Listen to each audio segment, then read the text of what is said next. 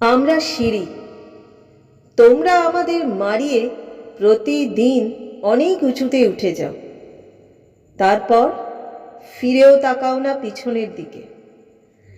তোমাদের পদধূলিধন্য আমাদের বুক পদাঘাতে ক্ষত বিক্ষত হয়ে যায় প্রতিদিন। তোমরাও তো জানো, তাই কার পিঠে মুড়ে রাখতে চাও আমাদের বুকের ক্ষত?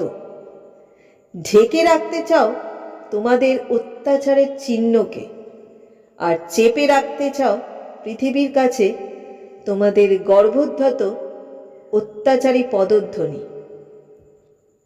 তবুও আমরা জানি, চিরকাল আর পৃথিবীর কাছে চাপা থাকবে না আমাদের দেহে তোমাদের এই পদাঘাত।